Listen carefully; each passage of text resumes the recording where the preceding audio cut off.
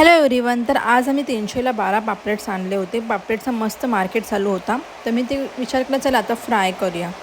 तर त्यासाठी मी चांगले धुवून घेतले आणि ते साफ केले. तुम्हाला पाहिजे तुम्ही त्याची शेपूटसुद्धा काढू शकतात, पण मी फ्राय करायला असेच करते.